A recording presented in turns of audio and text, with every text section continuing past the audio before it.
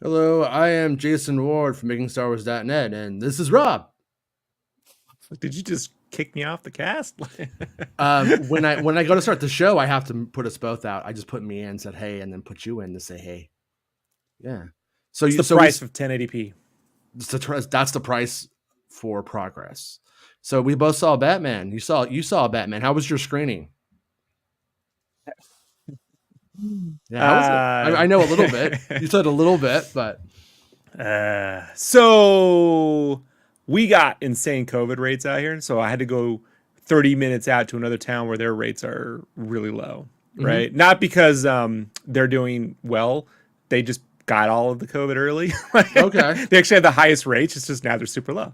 So I went out there, and the screening, the sound was Dolby Atmos, big screen, recliner was nice. No one in the theater but me and maybe 8 other people. Dude 9 seats over has to look at his fucking phone every 15 minutes like clockwork, for 3 hours. Yeah. So it doesn't matter where you go in this country.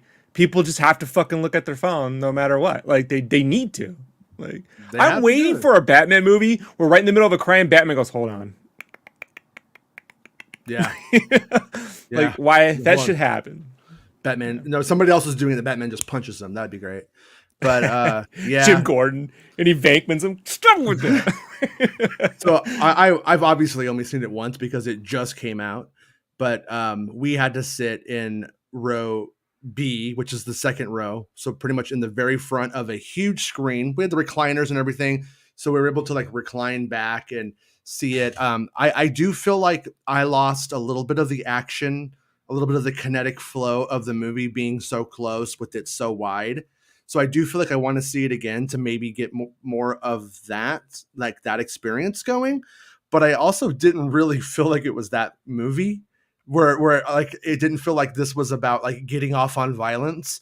It felt like this was much more of the Batman is solving crime, riddles, detective work kind of stuff. And I'm not a huge fan of Seven and Zodiac, but I do love those movies. I watch them every so often. I'm not I can't quote them or anything, but I like that we kind of got the Batman equivalent of that. Well, Fincher's talked about this for years that they've courted him to do Batman and superhero movies for the longest time, and he keeps saying we want you to make Seven. He even said this. I think it was on the Seven. Remember, Seven had that DVD with the notebook edition. It was all designed like the Zodiac's fucking notes and shit. The killer, Simon, whatever his fucking name was. And I think one of the commentaries was him, and he was saying that he gets offered to stuff all the time. And he's like, I already made Seven. I'm not making Seven again. So don't see the point in it. So every movie since Seven and Batman, other than Batman and Robin, right? They feel like they've always been trying to add that, even in the Nolan films, when Batman Begins in the Narrows, it's raining all the time. You know what I mean? It's yellow. It's got the cathode, whatever, the ray, the gas lamp tubes and shit. With The Dark Knight, it's more heat, but there's definitely the Fincher moments, especially I think the aesthetic of the Batcave where it's all clean and then has that computer stuff, and then you can always see them kind of getting there. I thought for certain Snyder would go there, I thought that was definitely something Snyder would have pulled out, but no. So yeah, they nailed that aesthetic down pretty well. I'm a huge fan of those films, but for different reasons, not because I enjoy the murder stuff. My favorite scene in Seven is when Morgan Freeman goes to the library, and you just see him doing the math, right? Police work, books out, police work, and it's with the music and the security guards in there and stuff. So we got a lot of that in this film, and I am extremely happy about that. I gotta say, I liked that the riddles were easy enough that I could solve them with Batman and feel like I was a Batman. You know what I mean? Like and I don't like when I watch like a Sherlock Holmes story and they hold things back that you can't solve. Like you were just too stupid, but we're gonna make it so you are too stupid to follow along. That way you think like Sherlock Holmes is just the smartest man ever and you're dumb. Like it's just to me, it's just like why even try? Like I'm not even gonna fucking try. I just do your shit, Sherlock. Like that's how I feel about it. But when I was watching this, I was like, oh okay, yeah. Oh, and then they would say, I'm like, yeah, he lies. I get it. He's still alive. Yeah, he lies still. I get it. Like that was all kind of like it was fun because it was just within your grasp to be able to follow along and also still admire Batman at the same time. You know that he was solving. Well, the movie opens up during Halloween, and you know, like these Nolan's films, and this, you know, that's sort of a reference to the Long Halloween, the Jeff Loeb, the Tim Sale. How about Tim Sale and Jeff Loeb? How about that? They always put the writer first, but fuck that. The Long Halloween story. This guy doodles. One of the best. He doodles. That's where he's coming from. Fuck those writers. But no, I love writers, man. I love them. I do. But what's interesting is one of the best visuals of the Long Halloween was the pumpkin with the bat symbol carved into it. And how come they've never done that in a movie? Like, I thought for certain we were going to... I've been waiting for that pumpkin with the fucking bat logo carved into it. Yeah. You know? Like it's just a great visual. I thought for certain, since he was already there for 2 years, that we would have seen that. I was scared. Believe me, because I was up close too, right? So I'm like, okay, I'm going to see all the fucking shit, right? Yeah. And no.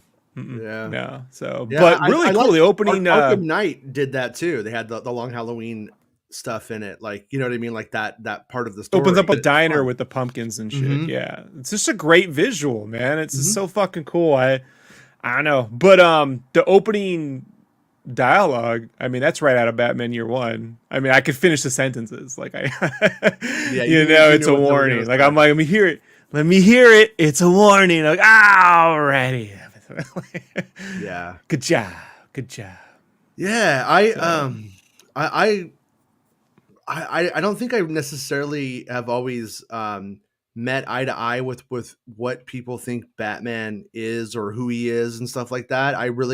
Usually I hear people saying stuff and I'm just like, really? Like that's kind of your take on it?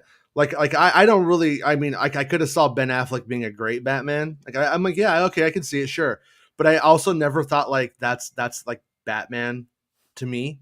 And surprisingly to me, this dude, Robert Pattinson, I felt like he kind of played Batman how I generally feel like I read Batman. And I thought in a lot of ways it was pretty on. I mean, nothing is ever 1-to-1 with your imagination. And I obviously grew up with Michael Keaton being Batman. Like that was a guy that I was like, that's what sold me on Batman being more than anything but a comic book, you know? But even that's weird. So to me, it's never been like, there's never been like a way to do it. There's no one right way to do it. It's always been my take.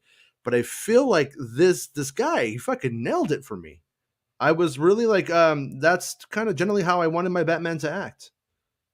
I didn't feel like he was being like very overly like paternal, which is how some people tend to play Batman. He did get a little judgy a little bit. He was a little judgy at times, but Keaton's up there. But I think right below Keaton for me is Lego Batman. Like the Lego Batman movie is so good. I have never sat in a theater with nothing on the screen and laughed for like a minute before Lego Batman or since. So I just want to say the most underrated Batman film of all fucking time, and perhaps superhero film, if not comedy of all time, is Lego Batman. Go rewatch it if you haven't seen it in a while, folks. Comedic genius. So I loved the movie. I felt that it had sort of an Indiana Jones syndrome where you get kind of like Batman works on the crimes with his team, solves them. And then I felt like not to get too far in the end, but when you get to the flood and stuff, I felt like that was just like, let's put some action in for, just to like do something. And it was like the studio has demands. Yeah, it felt like very like a studio has demands. But it made me think of Lego Batman. at the end when he's like, well, I got a light.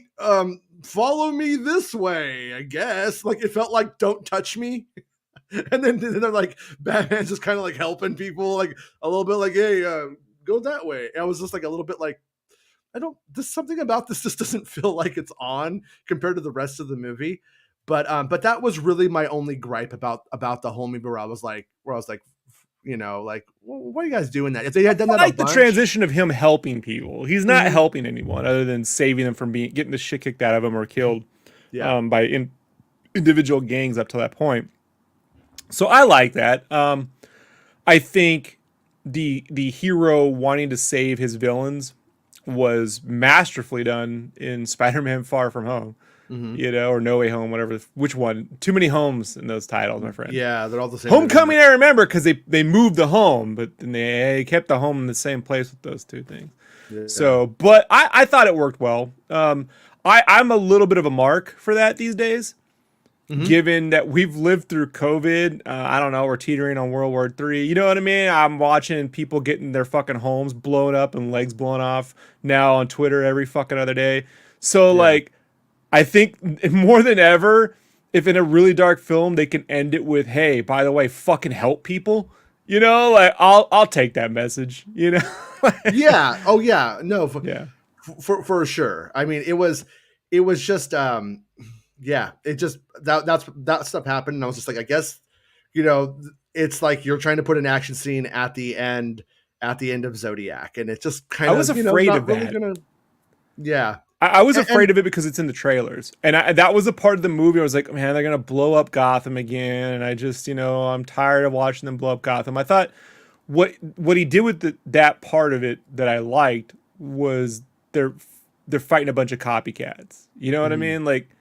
So there is no one thing, to deal with. It's like, it's actually got a little smaller in a sense. So I'm fine with the way that played out. It could have been far worse. Like think of the Dark Knight Rises when he's literally like Adam West carrying a nuclear bomb out to sea, And I'm like, I don't know, carrying a nuclear bomb out to sea is just, I don't know, man. They nuked Batman. I laughed. I was like, this is ridiculous. Especially, it's all we could think of. We've nuked Batman. You can't. What else can you do, right? Yeah. So, what I really think they did, though, man, that I love is this is a Gotham I could just take more of. Like, it seems to have no end to it, which I like. Yeah. Even though they drew a map at the end to show you that it does end, I like the idea that Gotham just sprawls on, man. Like it feels like anything you touch in Gotham will give you tetanus. You know what I mean? Like everything is sharp and rusty, and just don't fucking touch nothing, man. Like, it's dripping. In some ways, like when we were in the Bruce Wayne's place, I was like, this is a little much, like the design, but also it's pretty rad. Like it was very straight. It felt like almost like a Tim Burton doodle or something. It was very, very out there. Someone on Campus Show, without giving it away, it said, who would live in a place like that, right? And I kept thinking to myself, have you seen what Michael Jackson lived in? Yeah.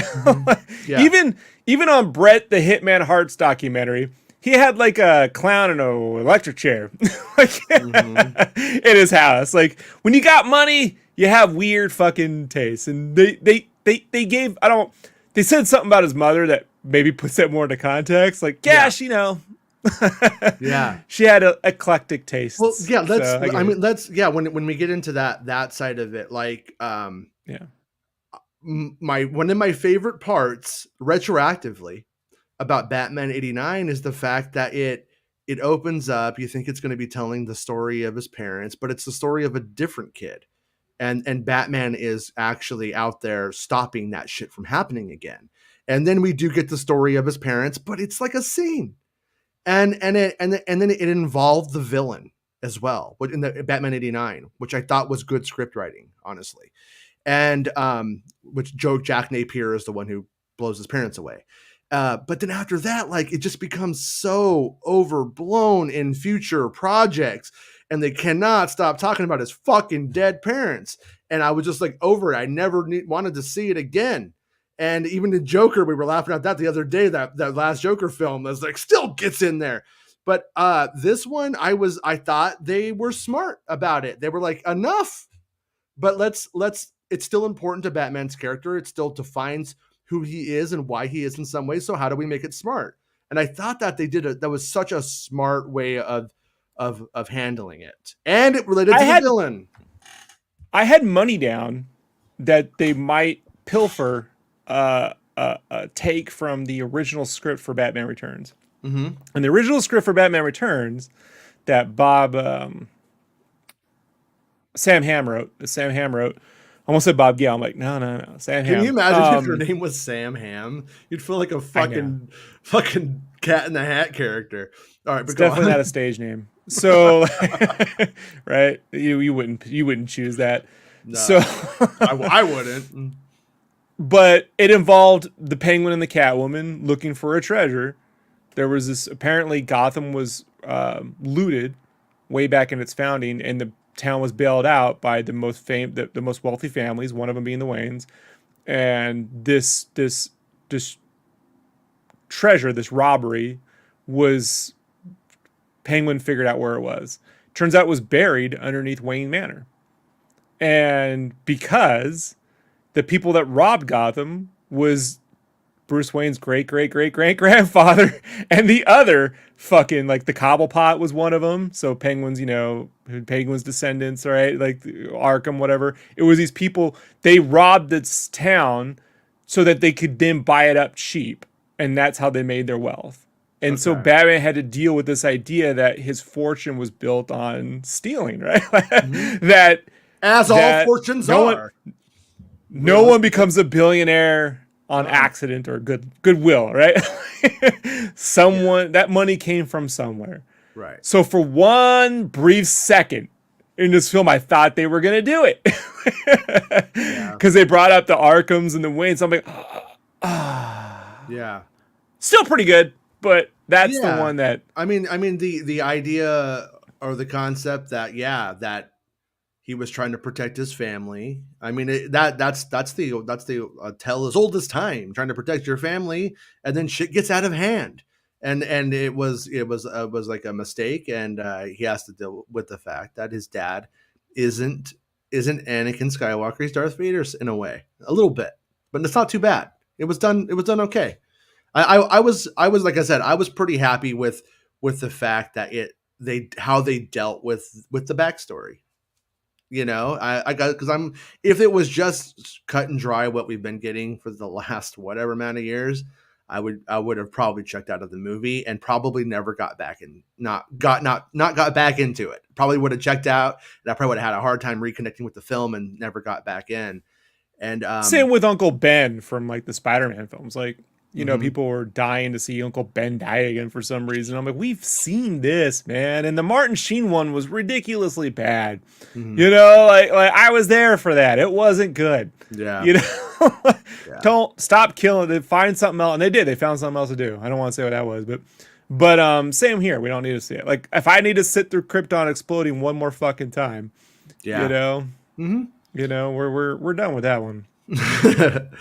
Yeah. I was talking to my son, and he was like asking me about the other Batman movies, and it was a little bit grown up for him in a way. Like my 6-year-old daughter, my 6-year-old daughter had a good time with it because she was just like, she liked Catwoman, and she likes Catwoman and Batman. She likes when Batman and Catwoman interact, and they had good interaction in this. And Catwoman wasn't like bad.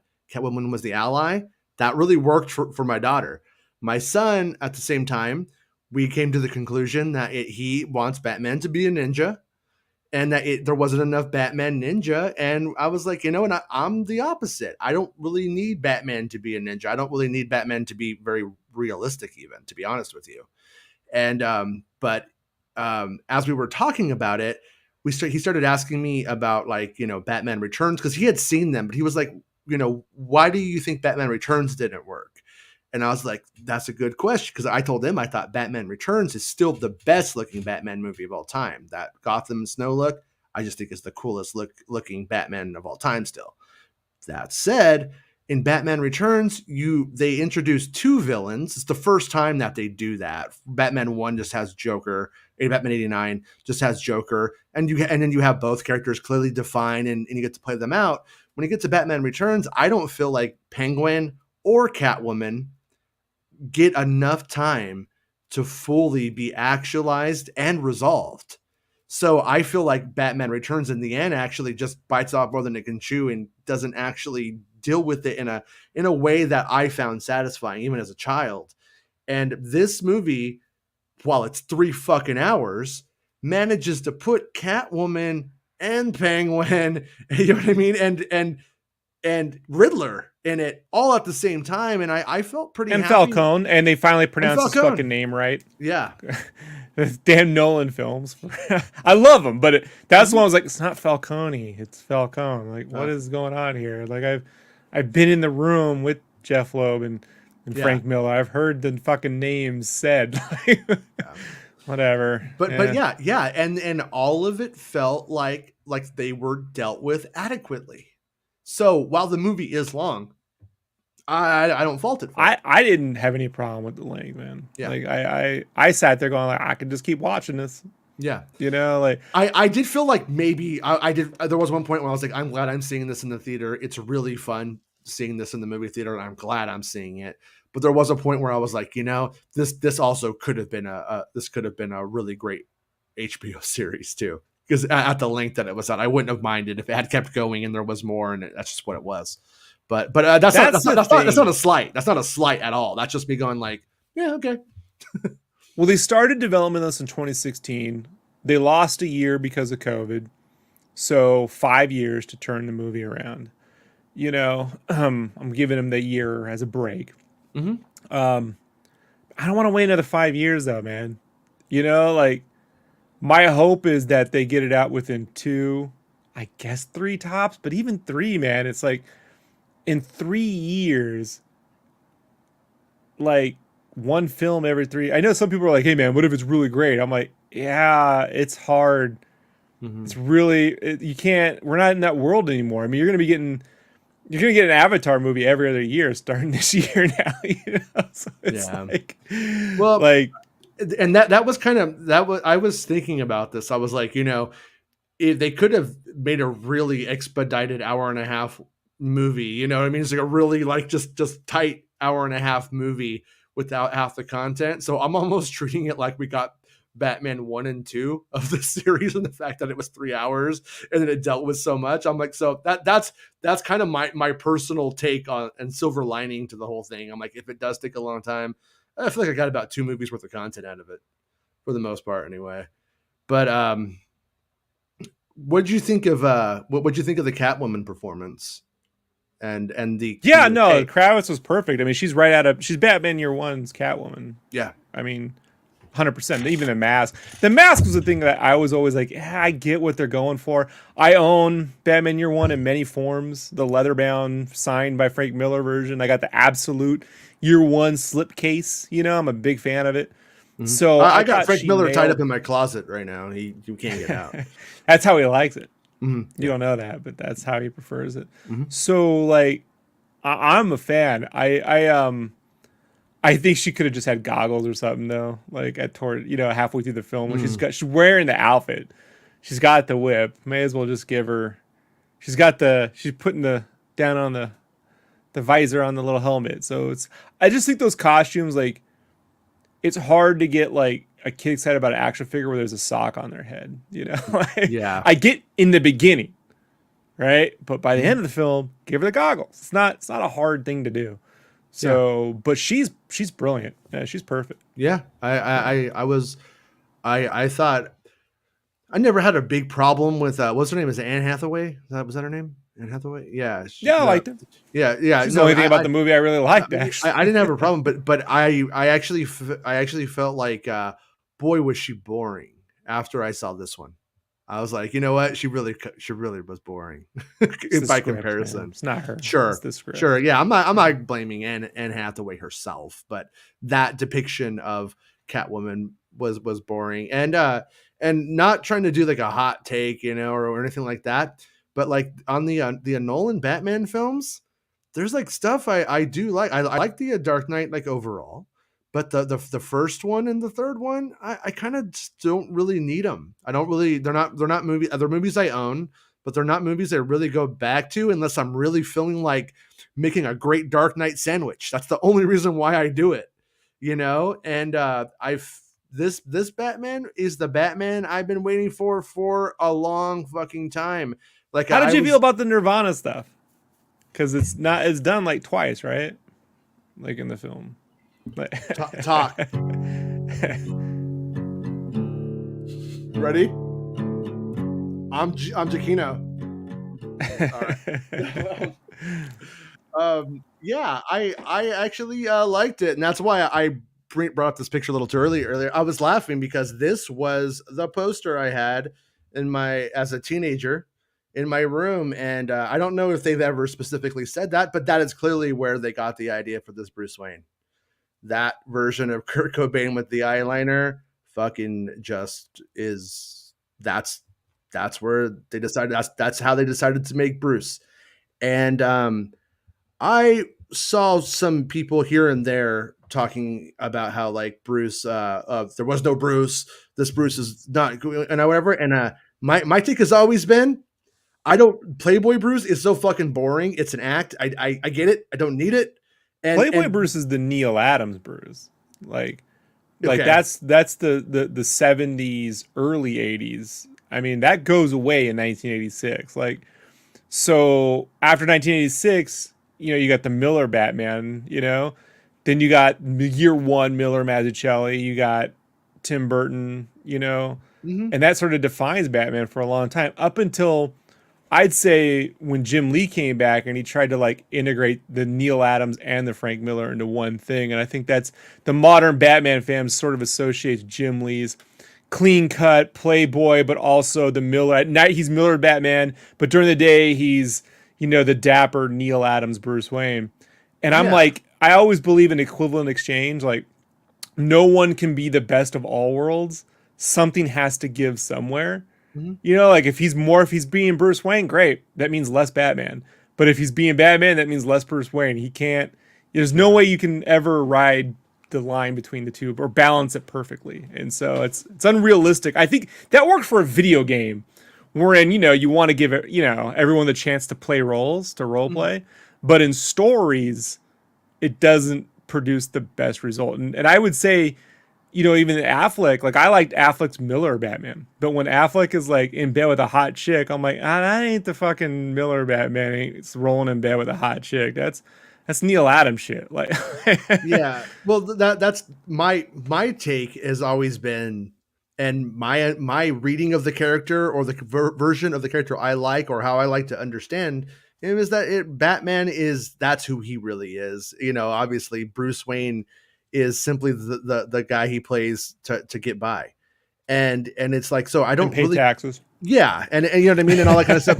And then you follow that down the rabbit hole. Then now you have whole movies about how they make contact lenses. And I just don't want it. I don't want to know how he makes the contact lenses. I don't want to know, like I love Morgan Freeman, but I find most of that kind of shit kind of boring, and like, I like it. Yeah. It's Morgan Freeman. Yeah, if you're gonna give him a cue, give him Morgan Freeman. If you're gonna do it, yeah, no, and Morgan Freeman knows how to give you the most charming smile and make you feel like a douche. I don't. That's so hard to do. I try it every day on the show, and I just look like an asshole. So, I'm trying. No, like freckles. In the original one, in the original one, was it the Dark Knight, when the guy tries to like frame Batman or tries to like expose him for money. Like, I like the scene. It's a fun thought exercise. I don't really feel like it helps the movie whatsoever, though. I feel like that should have been cut, not fucking needed. And it's but because I don't care about that. I care about the Batman story. You know what I mean? Like, that's just where I'm coming from. Like I said, just people who think those movies are perfect, and I know they're just thinking I'm crazy. They're gonna hate me for thinking that. And but Batman is a dynamic character, and there's different ways of doing this. And I feel like the Kurt Cobain / Michael Keaton version of Batman, where he's sort of a recluse that has parties but doesn't actually go to them. Like that to me that just feels like Batman to me. And I felt like they like leaned into this really, really well, and It was funny. they brought in the Nirvana song. I thought it was done pretty well. I thought the music was done very well for a one-time viewing. And I'm curious if I end up loving the music so much I watch it just to hear it for the repetition. There's a saying in music that repetition legitimizes, and that is true, but it could also drive you fucking crazy. And so I don't know about this movie. Like, how do I feel about this movie on my third watch? I still don't know how I'll feel. And I don't know what I'll think about the music when on the third watch. I also love every Nirvana song. I'm the world's biggest Nirvana fan as far as I'm concerned. But and I think that in a weird way they picked the most boring Nirvana song of all time to play with in this, you know what I mean, in Batman. Musicians. Yeah, no, I love the song, I do, but no, I mean, and like even like when you hear that song on Nevermind, in a way, I think it's genius. At the same time, they write that song for Nevermind. It's not really done. It's kind of a half-baked song that comes out kind of good. And then when Nirvana continues to play it, the song changes. When you listen to it on MTV Unplugged, Kurt Cobain is doing sort of like a finger-picked thing now. He's developed the song more. When they play it live, it has more drums. It just, the song develops. The song was recorded too early on the record. So in a weird way, the fact that that was a Nirvana song that they picked allowed them to integrate that into the movie and me to not feel like they were touching anything sacred to me, if that makes sense. It was okay because that song changed so much over the years that Nirvana played it anyhow.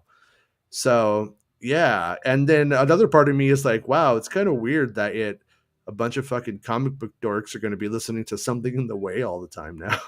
You know what I mean? Like, it's like not, but maybe it'll get them into some cooler punk rock in the end. That's my hope. But RF Gaming Channel says, I'm positive that Nirvana song is going to top Apple Music by the end of the week. And at the end of the day, like I said, not my favorite Nirvana song of all time by any stretch of the imagination, but also still better than most music by far.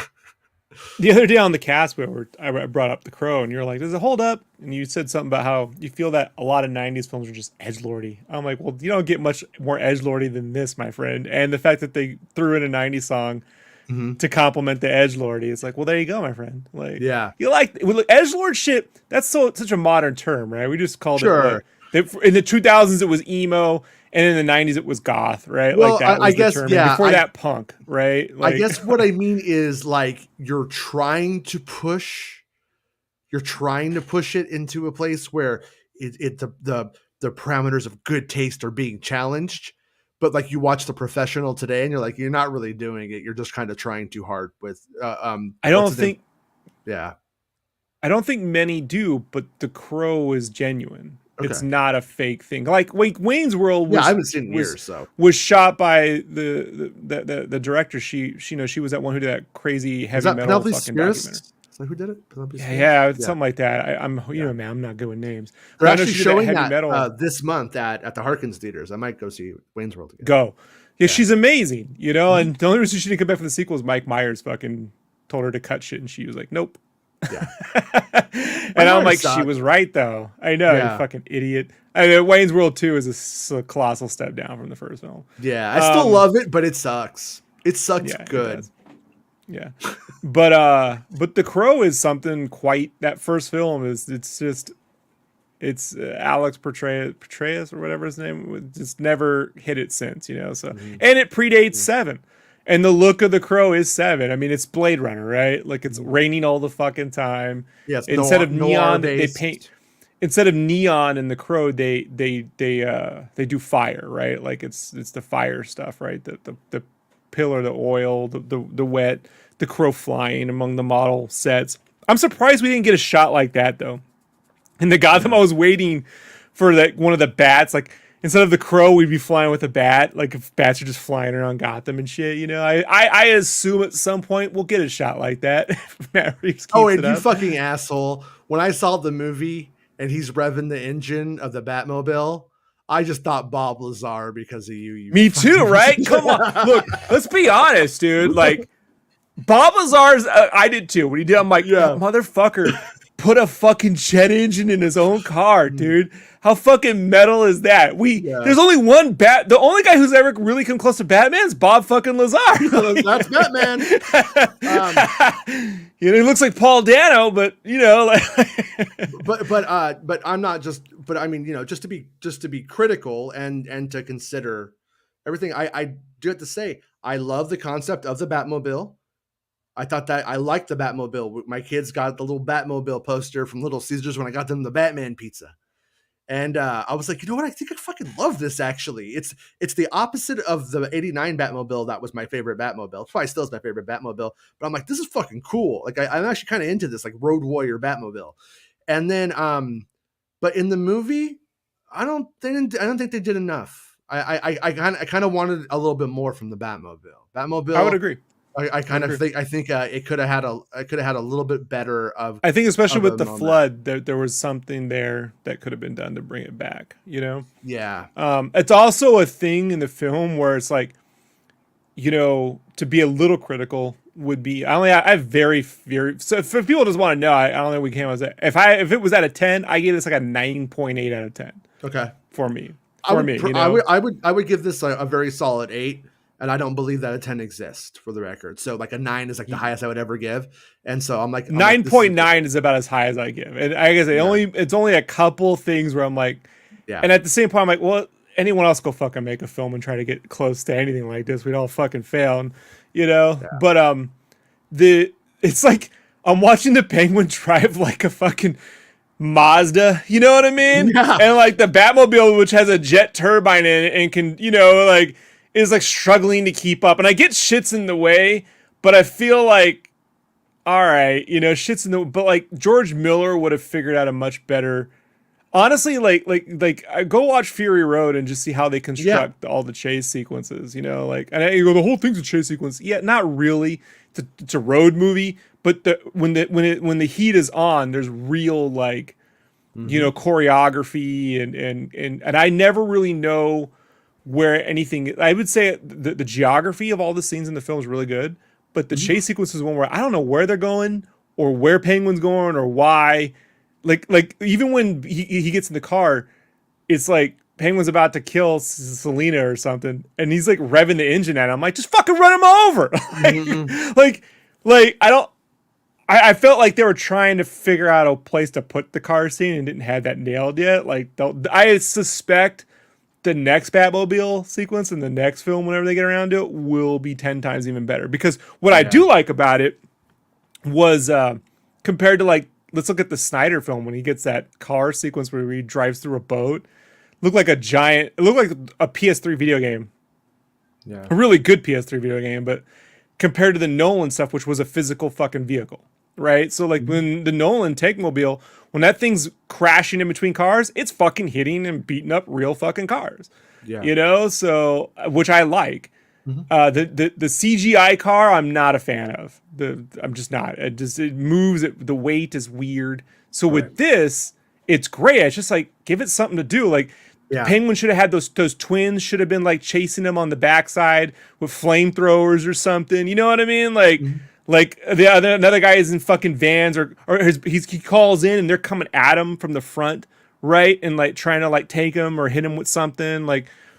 There's just a construction to that scene that is not top tier, but it's speaking right. of geography, you just made me think of something, and I think I have the answer, or at least an answer that might work for me. But why did Riddler towards the back end need Batman to pull Homeboy out so he could snipe him when he lives across the street from him? As I'm watching it, I'm like, I don't understand this. Then I'm thinking like, I thought. Is it because he wanted to do it? Did he want to do it with Batman? Did he think because he thought he and Batman had teamed up? Is that in that the what end they it thought was? they were teaming up? I thought he was trying to pin it on Batman that they were a team up to the public. Yeah. You know what I mean? Like he was trying to frame him like, no, we're working together. Like even though he wasn't, because I sit there when I'm looking at each puzzle and Batman's like figuring things out because we know he's smart. But if you look at Jim Gordon, you know, you could be like, this guy just happens to know where all this shit is, just happens to have all the answers. You know what I mean? Just happens. And when you start thinking, you know, like this guy just happens to have, is it because he really is smart or did he fucking put all this shit here? You know, is he working with to make himself look like a fuck? Like I thought there'd be a trick there, you know? Yeah. And yeah, I'm still like, I sensed that too. I sensed that there was going to be some sort of testing of their relationship, and it just didn't happen. Everyone else was like, "Don't trust this bonehead. What's this bonehead doing here? He doesn't belong in the crime scene." And then, but they didn't want to do because if you do that, the end of the movie has to end like The Dark Knight, where everyone thinks Batman's a villain. Yeah, and they wanted to end the movie where that didn't happen. Yeah. So they can't do that trick. So they set up a half trick where it's like in his mind, we're working together. But no, you're just crazy. Like, all right. I suspect the first draft was a framing, but they don't want, you know, that ending where everyone hates him. They want him to, like, if they hated him, if that happened around the halfway point of the film, you know, and then he comes back to help everyone during the flood, that's a way to do it, you know? Yeah, or I mean, or just for, I mean, Gordon could have just figured something out in the thing and realized, oh, Batman couldn't have done that. Batman is good. I was wrong, and then they reconvene. I mean, I think there was a scene ways... I would have liked to have seen was Gordon going home with him, even if he isn't with his wife at that point. You know, they're on the rocks or they haven't met yet or something. Him going home and sitting down with all this Batman shit and just being like, "Fuck him. What was life like before I met this fucking dude?" You know what I mean? Make some coffee. You know, like I wanted that Jim Gordon in the library, like Morgan Freeman in the library in Seven kind of thing, but at his home or something there. You know? Yeah. Also, what I thought, I know most people disagree with this, but I thought that the relationship and the idea of of Alfred being the Obi-Wan who never told him the truth, I did question if that moment was earned. It was a good moment when they're in the hospital and they have that, but it's like it all comes crashing down, and then in 1 minute later it's resolved.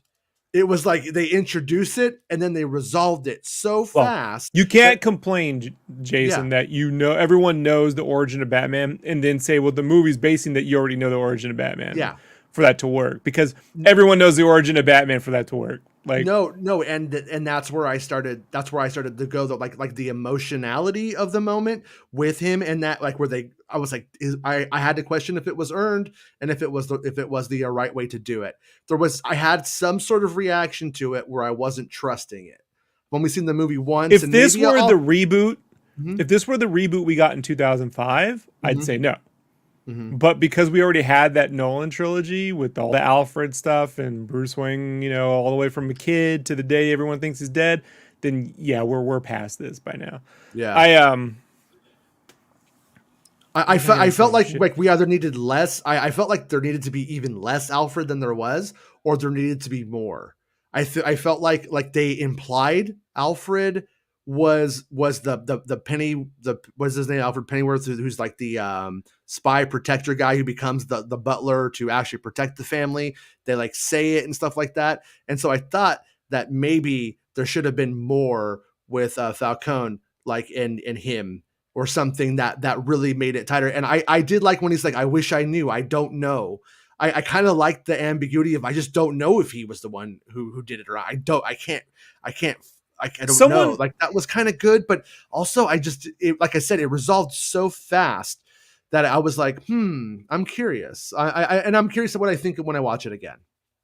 Well, Dan Murrow brought this up on his review of it the other day I watched, and it's something that I've heard. I can't remember. He can't remember where he heard it, and I can't remember where I heard it. So we both heard it from the same source. Okay. But it's a screenwriting technique for TV, where what you do is I've taken this into comic books. It works really well. Write your first issue. Write your pilot, right? Everything you think that needs to be in that, right? And then take that and put it right over there and write episode 2. And episode 2 is your episode 1. You know, and I think Star Wars is predicated on that idea, right? Yeah. Here's all this stuff. And then episode 2 is where we start the fucking story. You know? So Yeah. this way you've done all that and everything's moving based off that, but you're not mired in explaining all that shit. And so that's what this film has done in a lot of places, right? I think the thing with Alfred that makes it a little wishy-washy for some people is that he's already like in conflict with Bruce, like about the job, right? Yeah. And I'm like, I think he should just be like, yeah, man, I made you some fucking new weapons. Here's some fucking sweet cherry bombs and shit. Like, you know, here's some fucking bat and bells. Like, he's like, I taught you how to fight. I teach you how to make fucking weapons. You know what I mean? I'm making all this shit. Here's how you fucking add a fucking jet engine. Saw all this shit on Bob Lazar once. You taught me, you know how to do. Like, he should be like, and then he was like, this whole time, he's like, oh, yeah.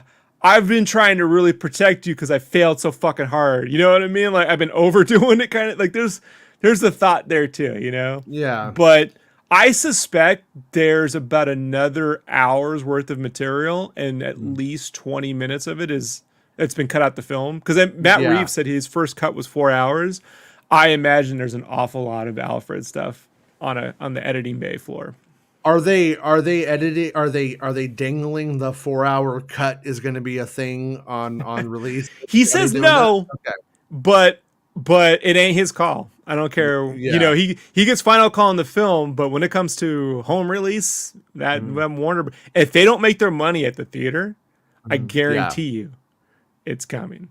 Yeah. And I don't know, again, movie's great. Is this a movie where people run back in and buy another ticket? I don't know. Yeah, I think I'm going to go see it by myself tomorrow. I recommend seeing it by yourself for certain. Yeah, I like I said, I took my father and my 2 kids, and my kids were very good at movies. They're pretty good, but COVID and that I had my kids perfect at movies from being babies. I was like, we're gonna do this, and they're gonna grow up knowing how to behave in a movie theater, and like we did it for years, and then COVID comes, and then now my daughter comes. She's like, I can't sit still in here. I'm like, you used to do it, Penny. You used to do it, but but she, you know, it wasn't too bad though. But you know, I did have to kind of like I had to leave at one. I had to take my kids to the restroom because it's a 3-hour movie at one point, so I missed something. I don't know what I missed, but I missed something, and then I was up in the very front, so I couldn't. I felt like the action was kind of just happening. I didn't feel like very connected to it. And I'm curious if when I could sit in the back and see it, like, or, you know, where I could see the whole screen in my vision. Props to starting the film with just the logo, you know, filling up the entire screen, by the way. Like, you know, like I've never seen that yet in the Batman film. Like, you got me. I've seen a Batman film that starts with nothing. Yeah. I've seen a Batman film with the slow build. Yeah. RF Gaming Channel says my kid already wants to see it again. This is the same kid that seen Spider-Man 11 times in the theater. Well, that's good. That's good that it works for my like I said, I think this one was just a little bit too grown up. Like the serial killer aspects of it, I think were lost on my kids. They were just like, what is this nerd on about? You know, that was kind of like their take on it. And but I did like that depiction of Riddler. It wasn't too cringy. A couple of the laughs here and there were a little cringy, but for the most part, I was like, yeah, okay, you know, this is this guy wants to kill me. It proves that he'd be fun to talk to, right? You villains should always be, well, I'd have a fun conversation with that psycho. Yeah, I like everything about him. I was worried, you know, I don't care for the mask and shit. It works in the context of the film, you know. Mm-hmm. I can't imagine that take on the Riddler with a bowler hat and a fucking felt suit and shit. So I get it. Yeah. I'll say something else I noticed in the beginning. Batman takes out that gang of like Joker face paint dudes, and the kid that is doing the initiation. The African American, the black kid with the half makeup. Yeah. You know, the initial casting for Robin in Batman Returns was Marlon Wayans, right? Yeah. And he even got paid like $1 million, or he got paid some insane amount of money. I thought I heard it was like $150,000. Okay, 150 grand. Yeah, Dude, that's something like that. it's crazy, right? It's like Yeah. $300,000 at this point, given the Mhm. inflation. Yeah, So he got 150 grand to not be Robin because they that's cut that great. shit out the film, I'll not be and Robin that's anytime. always. I know. I'll take that any day of the fucking week. Yeah. But I'm looking at that scene, and I've been going back recently through the Neil Gaiman, the writer Neil Gaiman was they have his depositions when he was in court with Todd McFarlane over the rights to Angela and Medieval Spawn and shit. And he had said something about in the deposition about when he was writing Sandman that he'll take characters and place them in the beginning of a story, and then like 30 issues later, bring them back so that they pay off way later. And I'm looking at that, and I'm like, what if that's Robin? What if Yeah. that kid that almost became an initiate, because he's the only one who takes Batman in the shadows and all of it real serious. He never says a word, but you look at him, and they even had that stare down at the end where he looks at him, and I'm like, I feel like that's a character who could come back. If they were gonna go with a Robin later, I would use that, versus the flying circus shit. I that crossed my mind, as did the other boy, the boy whose father is killed. That's the one I don't want. Yeah, and I leave that kid just becomes a rich asshole, who goes to fucking some prep school and shit. Yeah. He goes to Metropolis, becomes a dick. He becomes Mark Beeks from DuckTales. Thumb Drive was pretty funny. That's great, right? Yeah, that was pretty. That was very clever. I like the look on Jeffrey Wright's face when he has to. Batman's like, I'm not touching the fucking thumb. You touch the thumb. Yeah. So you actually get paid to do this shit, so you have to. And Batman's wearing gloves, so Gordon has to fucking use his hands. Yeah. And apparently this Batman's not afraid of bats because he puts his hand in the fucking bat in the cage with the bat. He was wearing a glove. He's wearing a glove. But still, I mean, when you in the new Jackass movie, a guy has one of those gloves on, and a vulture is supposed to sit on it, and he could feel it through, and he starts screaming that the vulture is biting him, but it's not. There's a ton of bats in the Batcave, so those things are shitting all over his equipment. Gotta be. So he's doing that. Oh, that one line, that penguin line was great when he calls him what does he call him? Bad cop, bat shit crazy. Yeah, you're bat shit crazy. Yeah, that was bad cop, bat shit cop, or something. Bat shit crazy. Yeah, it was good. Yeah, it was good. Yeah, it was fantastic. I've been a giant. Was it Colin Farrell? Is his name right? Yeah. I've been a giant fan of his since that first Daredevil film. Jim Ryan, because that actor is already playing Tim Drake Robin on Titans. I don't care. So I'm just saying, is that indicative of is that the confirmation that that's where it's going? I don't think any of this at Warner Brothers is well planned out. Fair enough. I would not read into any other alternate castings. I mean, Aaron Taylor Johnson was fucking Quicksilver in Age of Ultron, and is the catalyst for Red Scarlet Witch and taking over, destroying possibly the whole universe in the new Doctor Strange movie. And he's also playing Kraven the Hunter in the new, not Spider-Man movie. So I don't fucking know. I'm vengeance. Sorry. Yeah.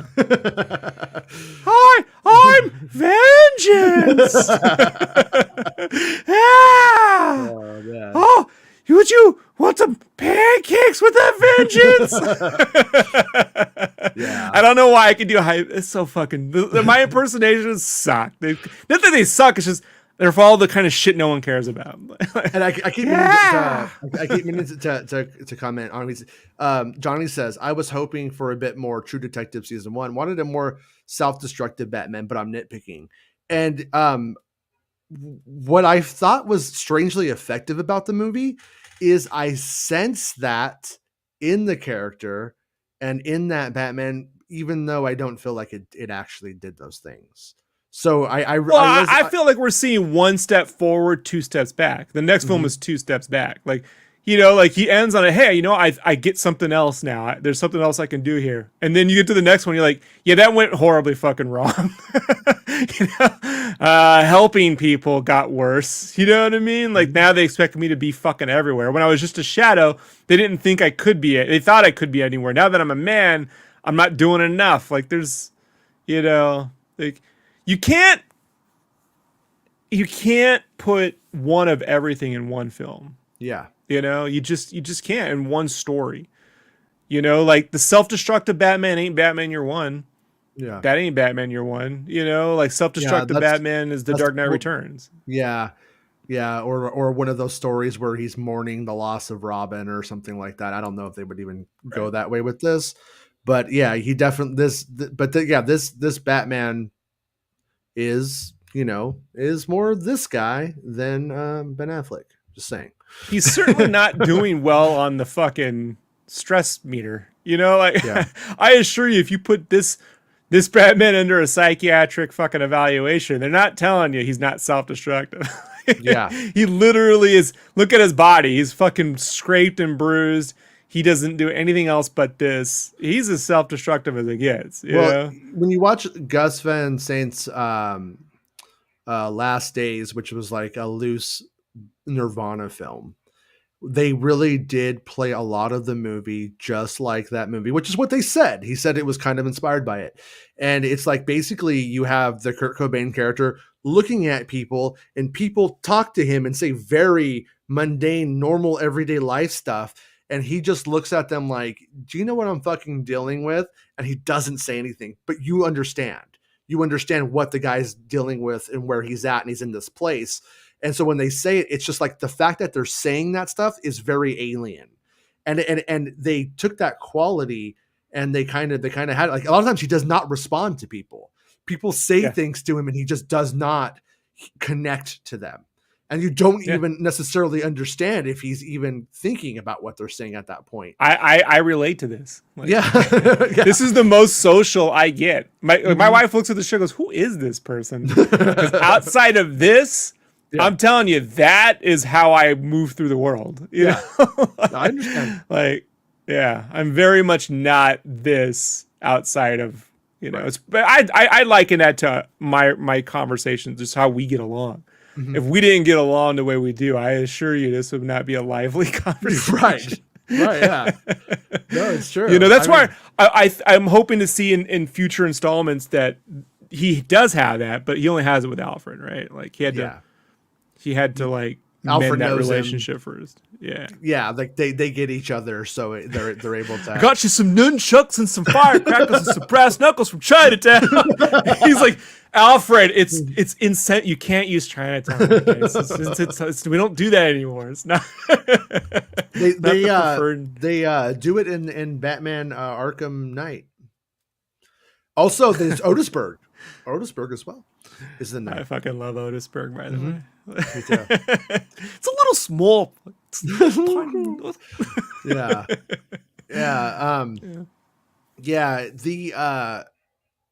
Penguin.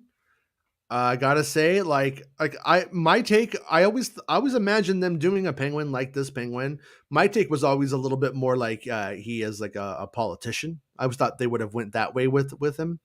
Because with the top hat, he just looks like a fucking Monopoly mayor or something, Monopoly man. But where they took him in this was really good. I felt like that was Penguin, but I also didn't feel like it was necessarily struggling with a '60s homage to what the Penguin can be when hammed up. And that was really, really well done. The Selena Kyle father reveal, is that new to this story, or did that happen in other Batman? No, I believe it's in the comics. I want to say that was in that. There was a Tim Sale Catwoman thing that dealt with this. I can't remember if it was in The Long Halloween or if it was in another one. I can't remember which one. Okay, there was a thing with that. Might have been Year One.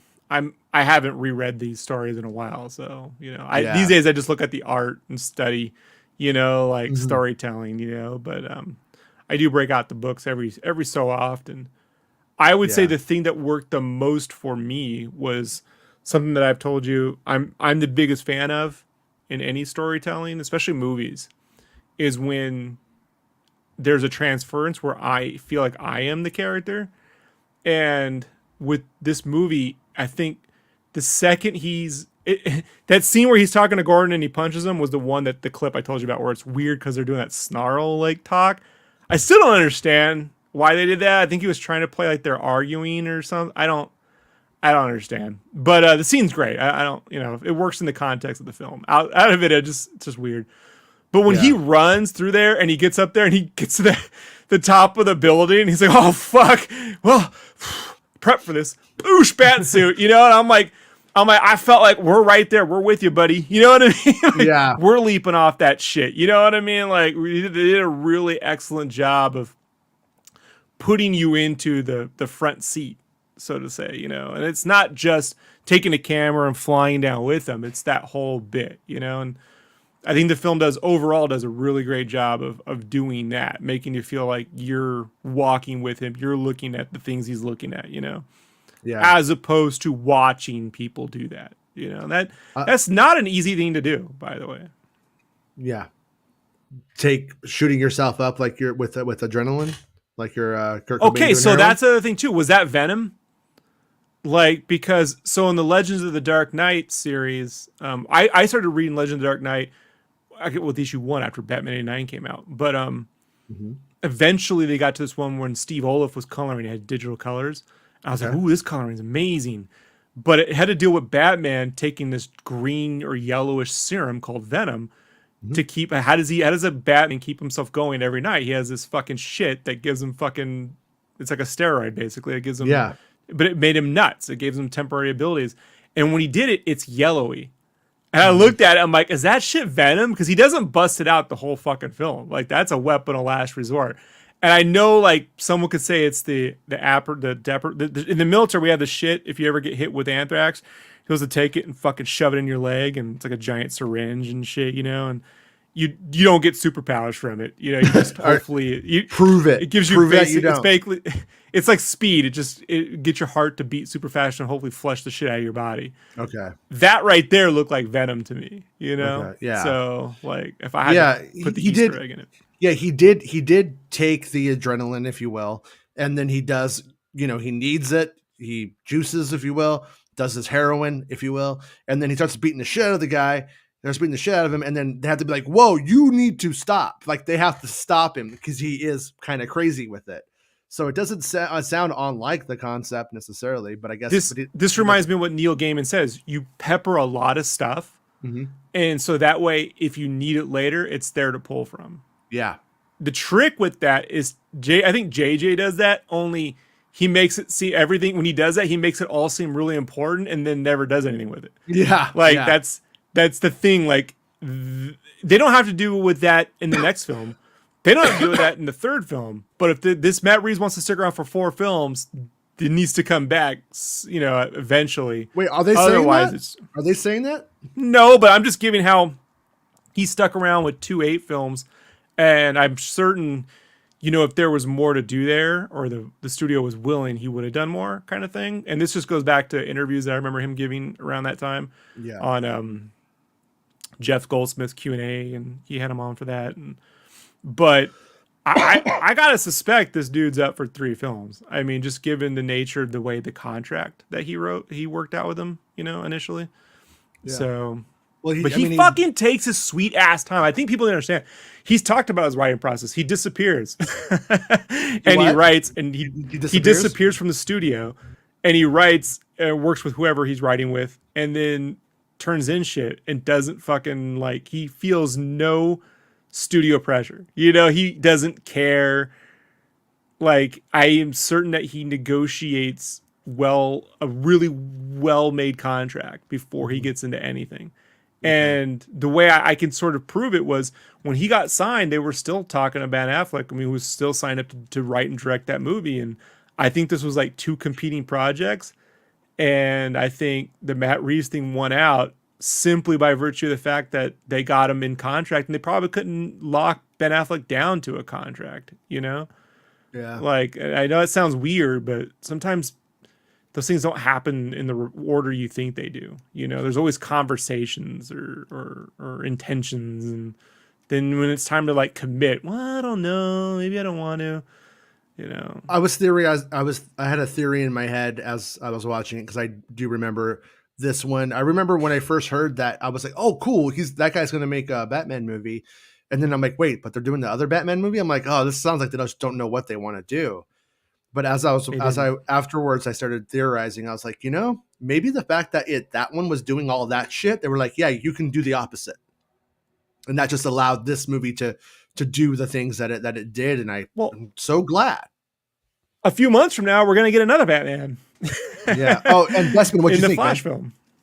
Yeah. You know, Yeah. so like Our Batman. they are committed to multiple Batmans existing at the same time at Yeah. this point. So Well, it being the Michael Keaton Batman, I am okay with this. It is okay. But yeah, I'm yeah, perfectly fine with it. I you kind of already gave me a little preview of your thoughts on this, and I think we agree. I was not super that the Joker scene did not make me go, "Fuck yeah, more, let's do this part two." No, This is it was a little forced. it's why I would have given this a 10 out of 10 for me. Mm-hmm. But that really almost knocked it down to an 8. Mm-hmm. It's the tonally, whatever that first off, I don't think it's Joker. I think this is one of those things where the studio wanted something, they put something in, but because that's not, you don't see the face, you don't see a big marquee actor. I checked the credits, it's not really listed. I suspect it's People are there to be saying like, it's we the put Green Knight. something. People are saying it's the Green Knight kid. I The don't give a crazy shit kid who from the they Green say Knight. it is. No, I mean, I'm not. I don't know. I don't know if it's true. Maybe Great, the but chat knows. But yeah, the way that is shot, the way it's presented, it's bad. I don't know how to say yeah, anything. yeah. It's not good. It's out of tone with the rest of this film in a way that I like. I told you, Jason, I liken it to the fan film Batman Dead End, Yeah. which it was where Batman fights a predator, which is cool. But there's the Boner from Growing Pains plays the Joker, and it's like you get this. It's almost like Angry Video Game Nerd has that guy. Was that who goes on there and does Mhm. the Yeah. the goofy Joker, the Cesar Romero, and it's like don't. I know there's a lot of nods to the '60s Batman in this. Even the William Shakespeare heads in there. Mhm. If you looked on, it's in the Alfred scene with you can see the William Shakespeare heads in there. Yeah. The cars and the Bat Cycle, sort of a nod to that. Riddle Me This is uttered by that character, but it's in a way that I'm like, just cut that out. Mhm. None of that needs that. That is the only scene in this film. Like, it's really bad. You know? Yeah. I just didn't really feel like it was like we needed it. I mean, And that should not be the way they go with the Joker, whatever they're doing. That ain't it, man. You know? yeah, yeah, No. yeah.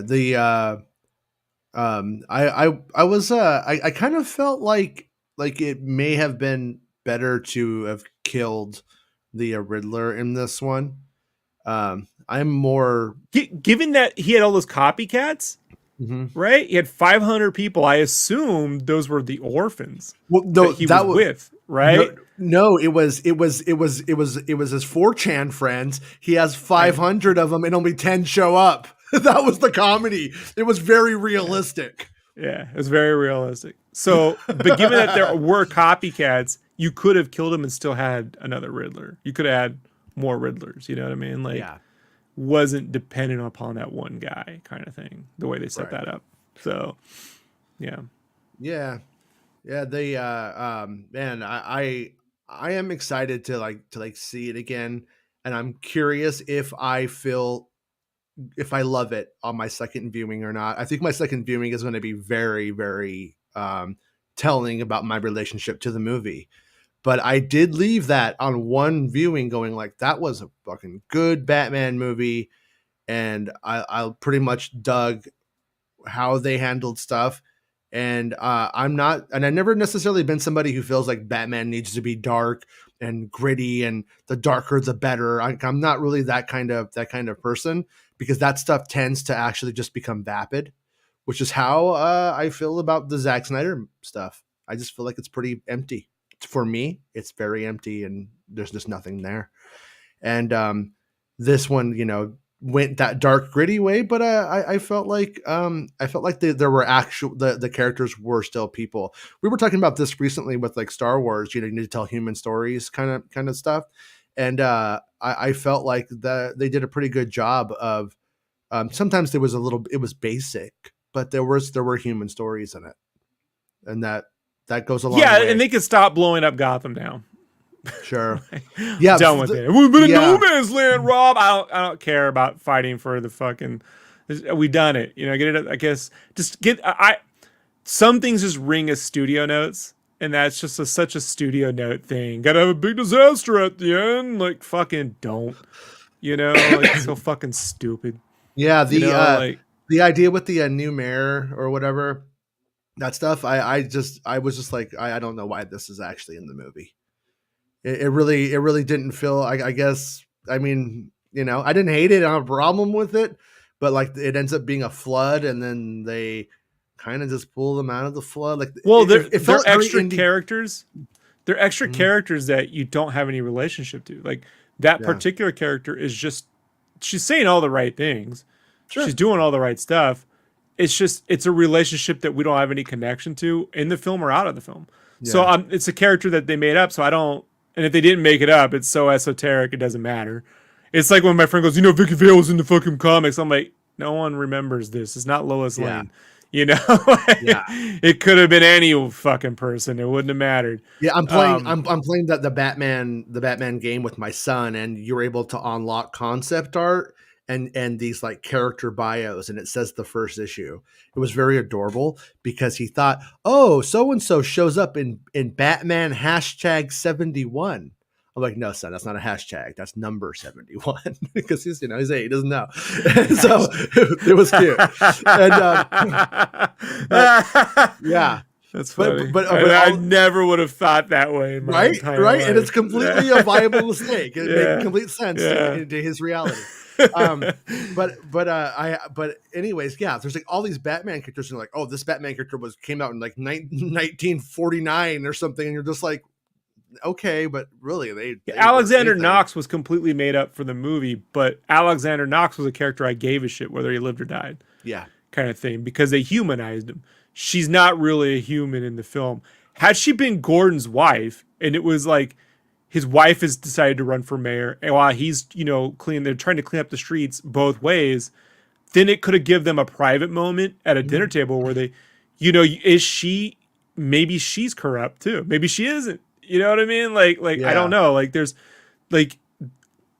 just not enough of a relationship for her, so she disappears and then comes back. I wonder if there was more, and I suspect if there was more, it was still more of that preachy stuff you saw like at the funeral scene, where she's like, "You used to do philanthropy and just give away all your money, and as soon as I become mayor, you're gonna give us your money again." It's like, yeah, I don't know about all that. Like, it felt. I mean, I felt like functionally, it was to inform us that Bruce Wayne is a recluse and that he's not really involved in society.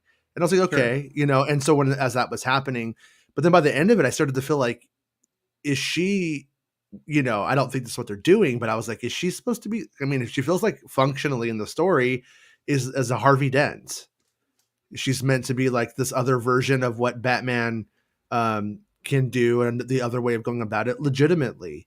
And I was like, okay, but I'm like, why not just make it Harvey Dent or make her Harvey Dent or something, But yeah, I don't know. Yeah, I'm not every character has to fucking matter, but like, true. Yeah, no, you're right. We have seen such like the problem is we get so much volume with the Marvel stuff that like with Batman, you're like, I'm going to be looking at this one for 5 years. Hope not. I hope we're getting more. Hopefully, I suspect he won't even start at least 2 years. Mm-hmm. I think we're 4 years away. Yeah. From the next film. Yeah. Like, what about the TV series? Okay, great. But like, from my perspective, A Batman movie came out in 1989, and then I kind of cared, and then now I care.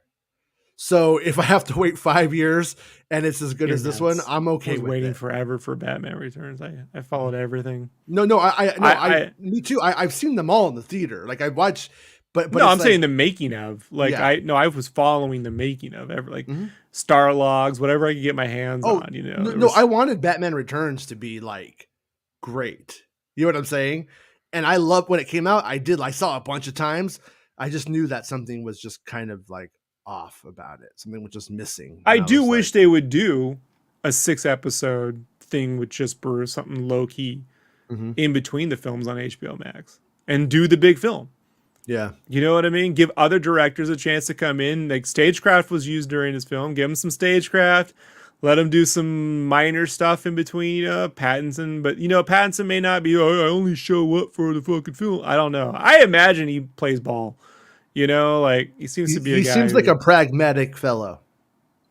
That's kind of my, um, yeah. it's what I was hoping with the Spider-Man stuff that you would get, the in-between stuff as a series. At the time I was thinking Netflix or whatever, but then it'd go into the movies and then you'd have the big special effects. But Bespin doesn't seem to be Bulletin the case. is a bat tease. I'm just gonna throw it out there.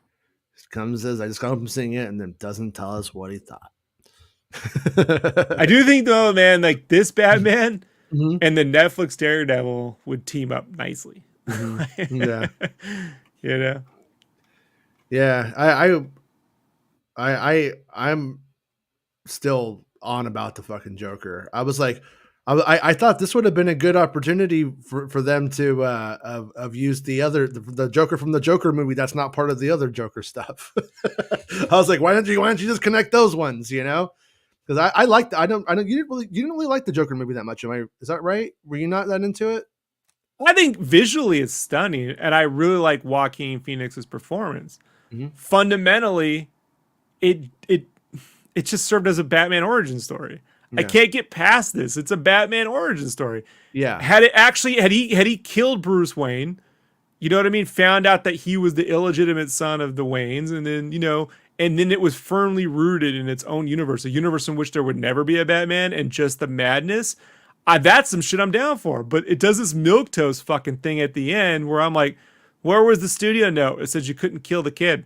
I want to see it because I just feel, man, like sometimes you can't see a black hole, but you can feel the effects of one. yeah. Right? Well, That's why I feel with it. did you ever see the movie Harvey with the rabbit?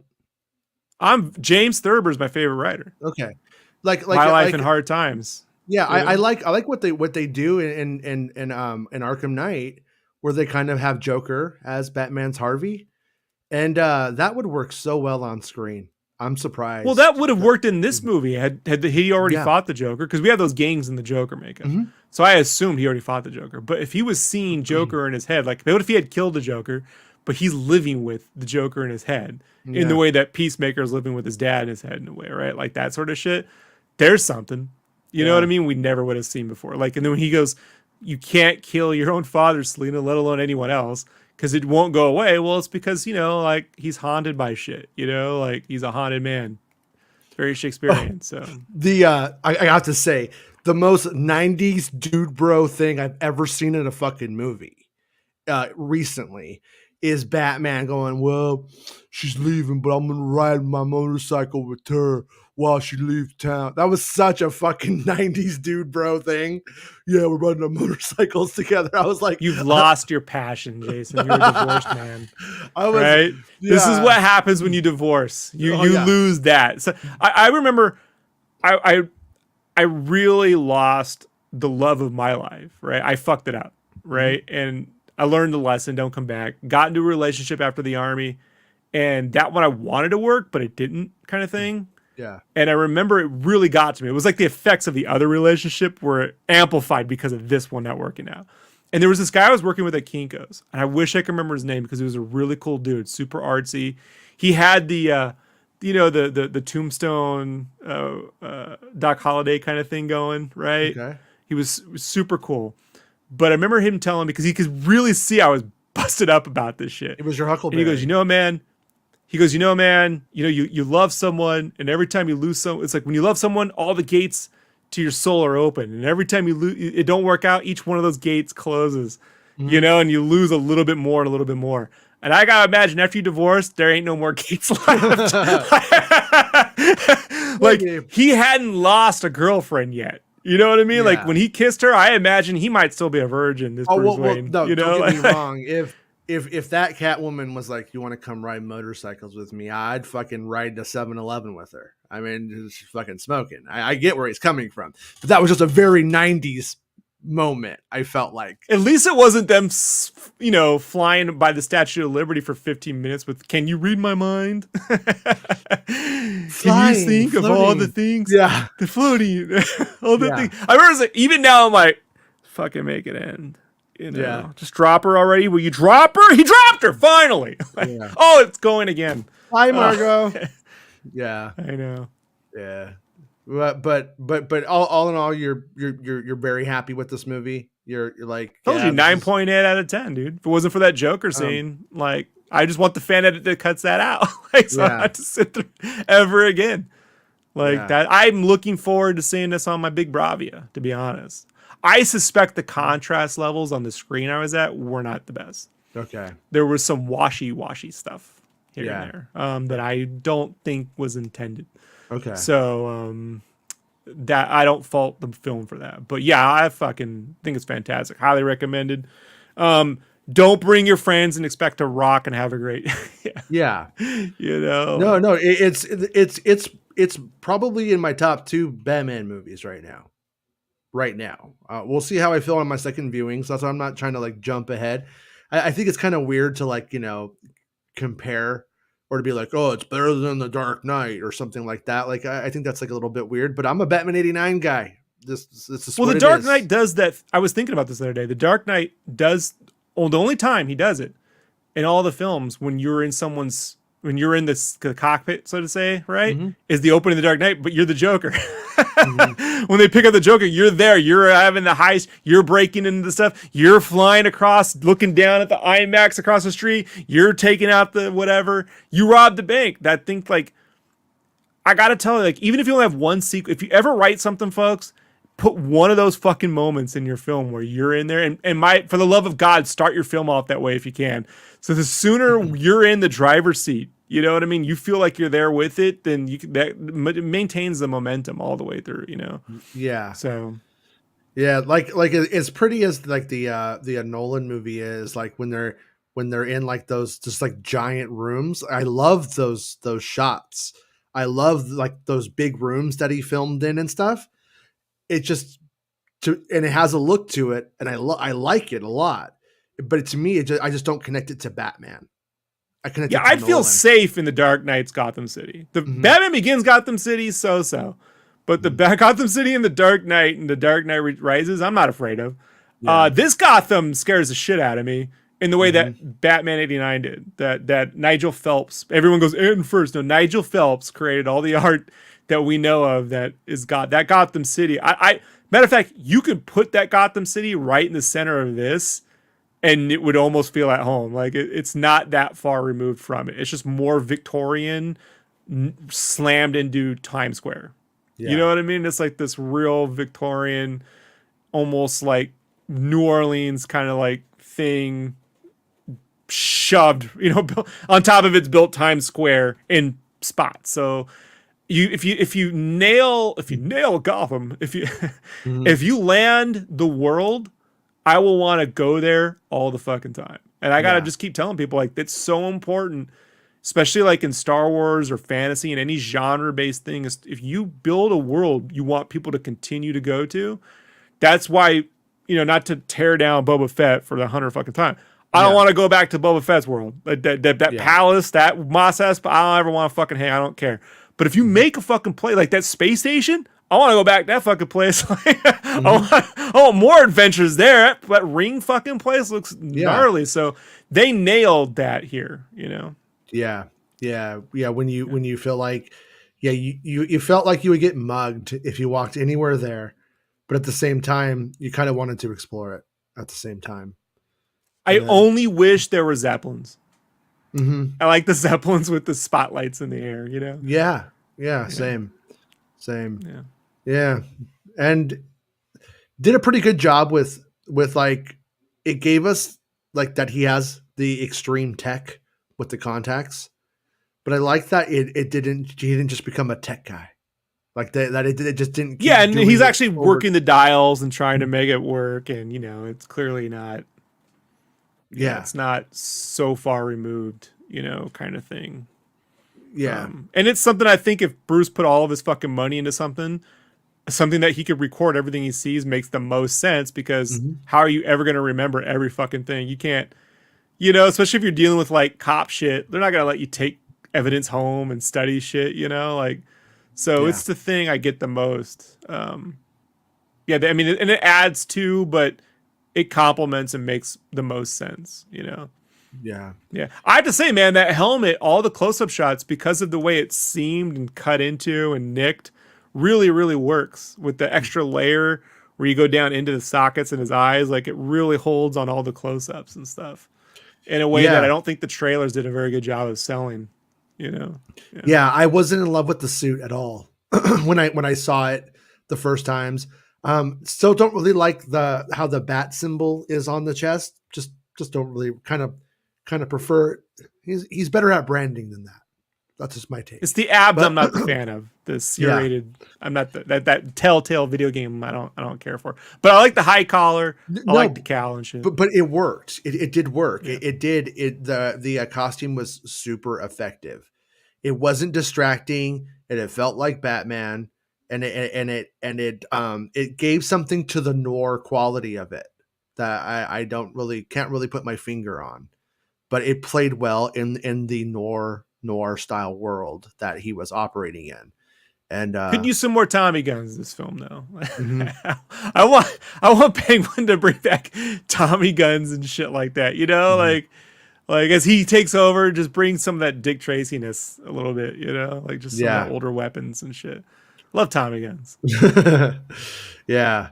Yeah. I was kind of hoping if they do move forward that if they do move it kind of into a gang war kind of story, since we're going to have Penguin operating and supposedly the joke they're implying they promised that the Joker is the next guy. They whether they do it or not, but they kind of painted Not themselves in with the corner. whoever Like, that no, was. you don't think it? That's why it's Yeah. so weird. No, they don't do that, man. They make a big deal out of the Joker. Mhm. You know, they're like even Paul Dano. It's a guy. If fucking Daniel Day Lewis wasn't in There Will Be Blood, would have won the Oscar for Best Actor that fucking year. Like Yeah. he's one of those dudes that is actually pretty. That it's so weird. Why even do it? It just God, it's so fucking weird. Yeah. You know, I demand answers, Matt Reeves. Why that? It's gonna be funny when that ain't the fucking Joker. And then they go, it was just a guy. And then you go, well, that's weird. Yeah, just cut it out. You'll see. Yeah. They've done this 100 times, man. Like I don't have any examples of it, but I've seen it's such a JJ thing to do, where you put something in there and it turns out that ain't the fucking thing. Kind of like when you put Klingons that had weird masks in Star Trek, 2008, and then cut them out the film entirely, and Yeah. then it was weird. It's all Dale weird. says, "Did you love it then? How many times are you going back to the theater?" Oh, I'm not going back to the theater because of COVID. Yeah, Like, but I will likely go back and see it one time on my own, just to just to take it in. And like I said, I sat in the very front, and I felt like I just kind of missed some, and I had to take care of my family during it, so I kind of want to go see it again. But I also the thing about this one is it's very much a popcorn movie, but not at the same time. Like it's not the kind of movie that you just like. I feel like you want to go back and watch 15 times in the theater because it's just like, oh, here's the pod race. There is no pod race in this one. There's no Batwing sequence from like Batman '89, which I loved as a Yeah, he kid. doesn't even reuse the glider thing. I thought that No, would have come back at the end. So yeah, yeah, that's something that they could learn to take those tools, and if you have to have a big thing at the end, then all of them need to come together to help. You know what I mean? yeah, To make something out of it. Lucas was always really good, at least, up until, well, I guess Revenge of the Sith to me, I guess it's supposed to be the opening, and I guess the dragon bit, right, is the Mhm. big sequence, but I didn't really get it. Yeah. But the pod race sequence I really get, and so that's sort of the trench run as we know it now, Yeah. And in the Batmobile sequence, if it just had more escalation, Hmm. like and like that would have done it. But I love the Batmobile. I want to see more of it. Just Yeah. yeah. Yeah. If it wasn't for COVID, I'd go at least one or two more times. But Yeah. I've risked enough for Hmm. this. Yeah. I risk no more. So No, I mean, and for the most part, any one time is enough. It should be. One time should be enough. But yeah, like I said, I'll probably see it one more time. But and I may not. It's still one of those movies where like I don't know if it's not. It doesn't have a Prince soundtrack. It has a Nirvana soundtrack in a weird way. It still kind of hits the Jason Ward beats that I look, like. I just But feel mm, since it opened up with Halloween, it should have had a Smashing Pumpkins oh soundtrack. no, Say no, yes, no, get out of here. yes, Get out of here. yes, No, there yes. is no First couple albums are fantastic. What are you talking about? yeah, I mean Cherub Rock is cool, but it's not Come Batman. on. It's not Batman. You can't Cherub Rock the It's Batman. bad. If you say Prince is Batman, then that certainly is Batman. I don't want to hear that. Yeah, fucking he wrote a song called Kiss Bat from a Dance. Rose is Batman. No, that's not Yes. true. Susie and the Banshees is Batman. No. Yes. No. Kiss by Kiss. Yes. Bat Dance by Prince is very Batman. Party Man is about Jack Nicholson himself. Written for him because he is a party man. You can't argue with this. It's a solid Prince logic. Prince Logic. Oh man. Yeah, no. Prince Logic would have played all those gang members Yeah, at the beginning with the makeups and stuff. Yeah. I do like. I mean, I do really like the Prince soundtrack for the most part. I can do without Scandalous. Scandalous is kind of, you can tell that was just some throwaway Prince song that he just threw on there to pad it out, a little bit. But fucking Party Man and Bat Dance, oh, those are some jams, dude. And Something in the Way, that's a jam too. So anyways, yeah, what I and just to go back to the music thing one last time, one thing that I feel like nobody has really accomplished well, and we all grew up with music being such an integral part of a film, like, and it was a little bit stunty, On Our Own from Ghostbusters 2, but I fucking love On Our Own and Ghostbusters 2. Jules' song that was on the Batman and Robin soundtrack is fantastic. No, yes, you are yes. no, you it's are just not unfortunately it's on the wrong fucking Batman me. movie. What? Metallica on Mission Impossible 2 is fantastic. I love that. I'm talking The Power of Love. Back in Time. You know what I'm saying? The Lewis. I'm talking about Ghostbusters. Like when he had a great song in a movie. And so what I do like is that in the weirdest way, he has put a great song in a movie. In one of these movies, and it helps define the character of the film. Like the Ghostbusters Afterlife was a movie that I liked about 90% of, but also felt like it was severely lacking on not having a really great. They threw in some like 1950s style music because they were back in an old town. No, fuck you. You need some creepy ass music and you need some fucking jams. The song at the end of Ghostbusters Afterlife, oh god, is an atrocity to all fucking things. It's not, the kids in that movie wouldn't listen to that music. It should be music that podcast and I forget her fucking name, Egon's daughter. Egon's daughter's the one who's singing that song. That's why it's in there. But those kids would never listen to that fucking music. That's bullshit.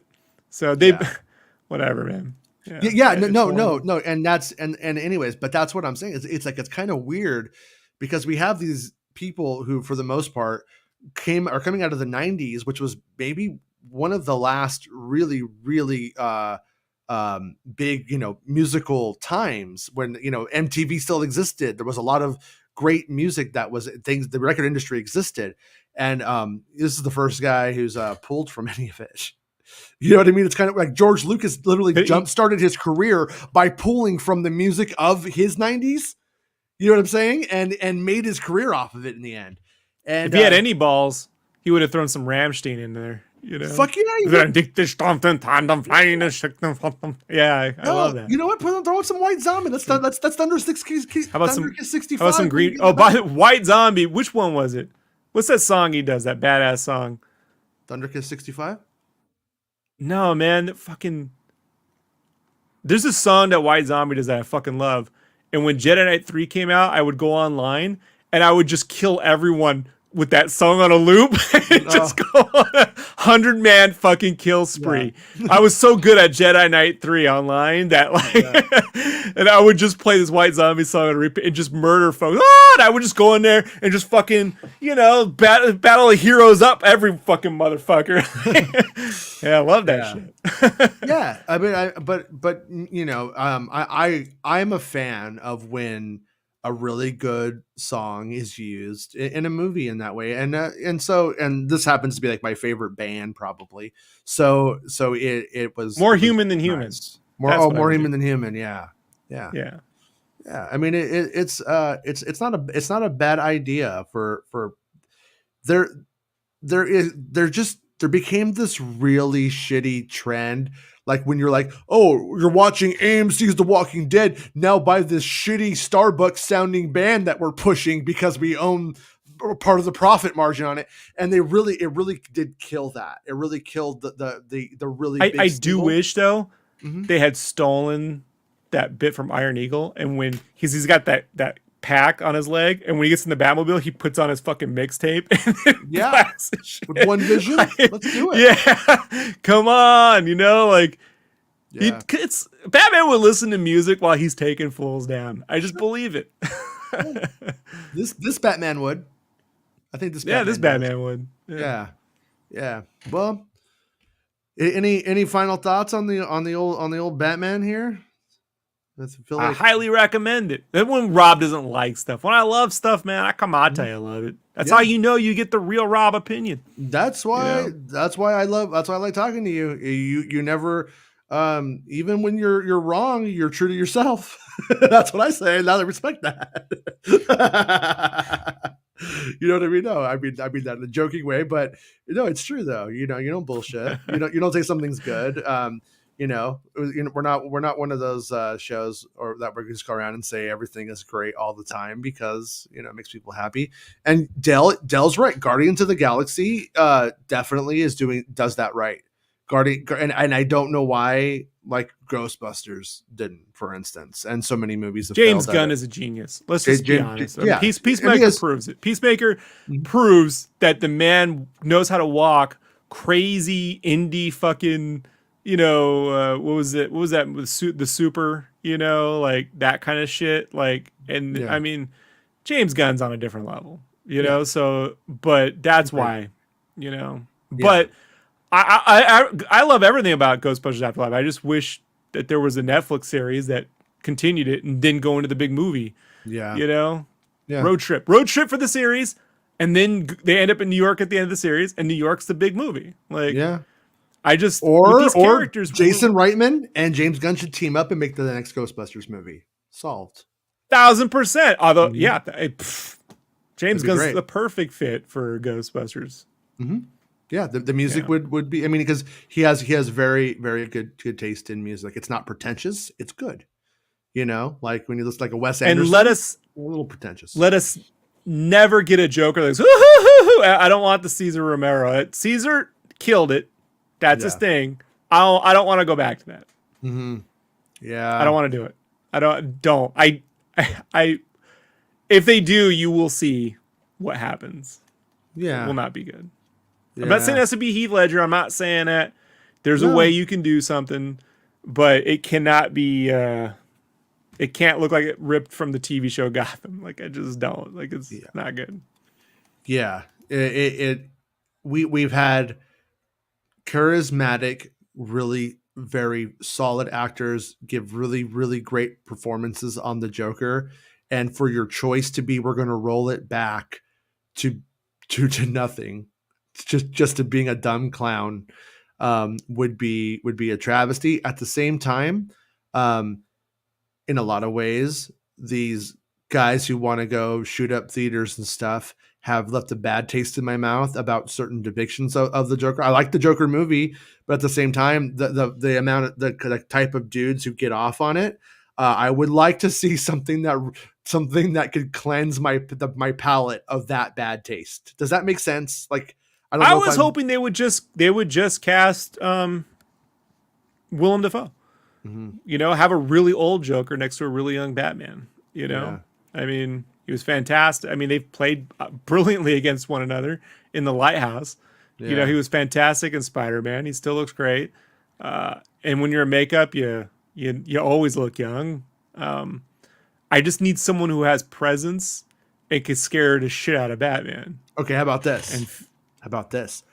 We get Mark Hamill, CGI Mark Hamill, and we do young Joker with Mark Hamill doing the voice. Why are you just giving Oral Knots a ton of ideas here? Let's do it, Oral Knots. Let's do it. By the way, I did blast Oral Knots. Here we go. There we go. on a repeat all the way to the movie theater on a loop for 30 minutes. You are a psycho. Yeah, it's so good. Now. It is good. So good. It's very good. All right, everybody. Yeah. Well, thanks to everybody. I will not be back later tomorrow. I have a meeting. No, you won't be back tomorrow. And if anything happens, I'll be on tomorrow talking about the old Star Wars. And either way, stuff will happen. And have a good meeting tomorrow. And everyone, let me know if anything cool happens, and I'll jump back on anytime. And I'll see you tomorrow. And we'll have a good time. And thanks for hanging out with us to talk about Batman, even though this is a Star Wars show where we talked about Batman. But I feel like it was ultimately the right thing to do. It'll be 5 more years before we get to do this again. So before we get to do it again, just calm down. If we talked about Star Wars because Greg Fraser did the cinematography, and he did the cinematography for Rogue fucking One and 2 or 3 episodes of my favorite fucking Mando episodes. So Greg Fraser is a fucking masterpiece of a filmmaker. I mean, he's got the eye, folks. And it's also going to make sure that we don't just devolve into the Batman conversation as much as we're going to anyways. Because we've been doing that. We'll do it a little bit less. But all right, everyone, thanks. And I'll see you tomorrow. It's not about spaceships.